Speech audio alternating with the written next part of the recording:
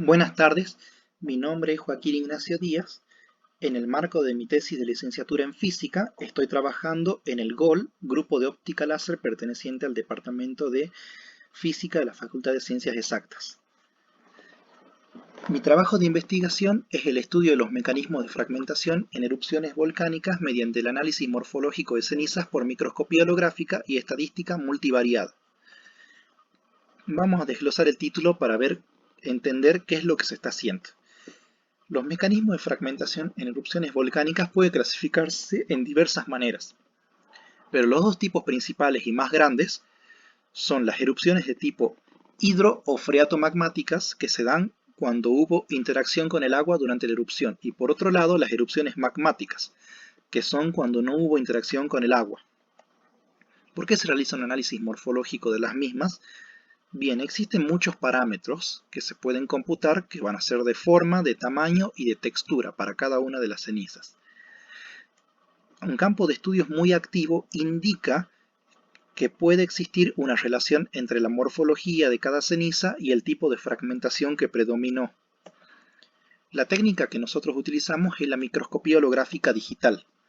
Un holograma es una imagen especial que tiene dos informaciones diferentes: una imagen de amplitud similar a la fotografía y una imagen de fase que, a diferencia de un microscopio convencional, permite acceder a la información 3D.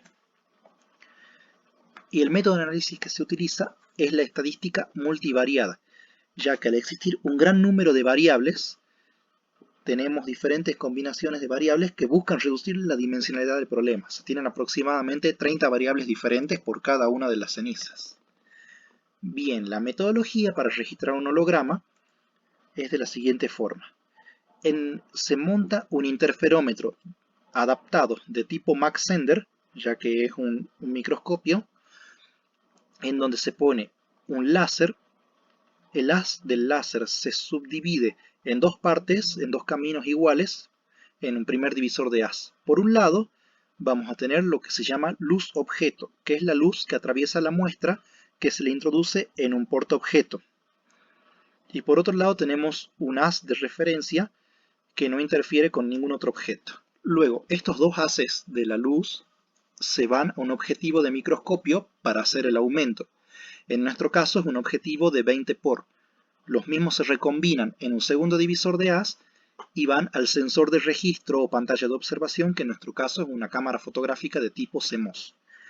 Con la interferencia de estos dos haces se obtiene el holograma del objeto o ceniza, y a partir del holograma, mediante procesamiento digital de imagen, se reconstruye y se revela el holograma obteniendo un mapa de fase.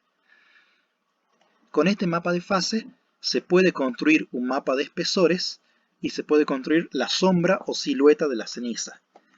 Cada una de estas cosas nos permiten obtener distintos tipos de variables. Por ejemplo, el mapa de fase nos permite obtener variables de tipo texturales, mientras que el mapa de espesores 3D o la silueta en 2D nos permiten obtener variables de tamaño de acuerdo a tridimensional o bidimensional, de acuerdo al tipo de mapa que tengamos. En cuanto a las variables bidimensionales, se computan parámetros cuantitativos como el largo, el ancho, el perímetro o el área, y a su vez, a partir de ellos se construyen parámetros adimensionales que dan cuenta de la morfología 2D de la ceniza a estudiar. Estos parámetros adimensionales suelen ser relaciones entre los distintos parámetros dimensionales que se computaron principalmente. Análogamente ocurre lo mismo con el mapa de espesores. Tenemos un volumen efectivo de la ceniza, un espesor máximo, y a partir de estas variables cuantitativas dimensionales 3D, podemos obtener otras variables morfológicas que van a dar cuenta de la forma de la ceniza. Y las mismas también son combinaciones o relaciones entre distintas variables dimensionales 3D y también entre distintas de las variables 2D. Las muestras a analizar, hasta en este trabajo se analizaron 12 muestras provistas por investigadores del Instituto GeoNorte y Vigeo de la Facultad de Ciencias Naturales. 4 de estas muestras están asociadas al centro volcánico Santa María en el extremo sur de la Puna catamarqueña y 8 están asociadas al centro volcánico Tocomar cerca de San Antonio de los Cobres. Las muestras de ambos centros volcánicos tienen características similares. Presentan la misma composición química con muchas sales de silicio, están relacionadas con magmas viscosos y las erupciones son de un mismo tipo. Sin embargo, existe una diferencia fundamental entre ellas. Las del volcán de Catamarca se presume, por hipótesis geológica, que fueron erupciones de tipo magmática, mientras que las del volcán de San Antonio de los Cobres fueron erupciones del tipo hidro o freatomagmáticas. Bien, estas por ejemplo son las cenizas que se tienen actualmente en el laboratorio, que son aproximadamente 30. Así que los que quieran unirse al grupo de óptica láser y continuar con esta línea de investigación están totalmente invitados. Por otro lado, dentro de las muestras del volcán de San Antonio de los Cobres, estudios geológicos previos indican que pudo haber mayor o menor interacción con el agua de acuerdo al tipo de erupción que hubo. Entonces lo que se busca es establecer una relación entre estos estudios geológicos y los estudios que se pueden obtener mediante la información que se obtendrá por la microscopía holográfica. En el caso de los resultados, por un lado se tiene este diagrama que fue ampliamente usado en la literatura geológica durante muchos años. Lo que dice este diagrama que al graficar en las abscisas circularidad por rectangularidad y en las ordenadas la compacticidad por la elongación Ferret, hay una función lineal de tipo empírica, que es esta de acá, que divide el plano en dos partes. Entonces las que caen de este lado del plano se presume que pertenecen al dominio freatomagmático y las que caen de este lado del plano se presumen que son del dominio magmático. Sin embargo, se observa que, por ejemplo, las muestras de la 1 a la 4 debieran ser magmáticas y sin embargo caen hacia ambos lados del diagrama.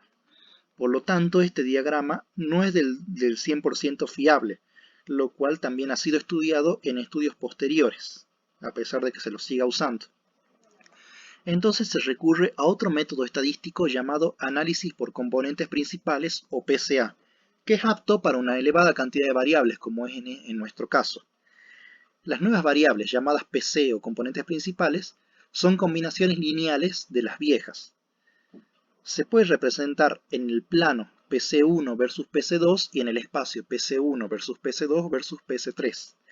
En lo posible, se busca que entre las dos o las tres primeras componentes se sume el 70% del total de la información. Por ejemplo, acá se ha graficado la elongación Ferret 3D y la fase media en el plano. Y se advierte una ligera tendencia de separación, por un lado entre las muestras de San Antonio de los Cobres y por el otro lado entre las muestras de Catamarca. Y ocurre lo mismo cuando analizamos los parámetros adimensionales 2D. Graficando, por ejemplo, la elongación Ferret 2D versus la circularidad, se observa una ligera tendencia de separación entre las muestras de la 7 a la 12 y de la 1 a la 6. Y sin embargo, al graficar las componentes principales PC1 versus PC2, se advierte una tendencia de separación entre las muestras de la 1 a la 3, por un lado, por el otro de la 4 a la 6 y por el otro de la 7 a la 12. Y también se lo puede representar en el espacio. Acá se presentan las muestras en distintas vistas. De acuerdo al tipo de vista se va a tener un distinto tipo de representación. Ahora procedo a mostrar un gráfico animado de estas muestras. Bien, en este gráfico animado, de acuerdo al tipo de vista que se tenga, siempre va a haber una especie de separación entre las muestras de la 1 a la 3, de la 4 a la 6 y de la 7 a la 12. De acuerdo a cómo ubiquemos el diagrama, al zoom que le hagamos, vamos a observar podemos tener distintos tipos de interpretaciones, pero eso sí, este es un campo que sigue muy activo de estudios, por lo que no tenemos todavía toda la información geológica disponible para poder concluir algo acerca de a qué se debe este tipo de separación.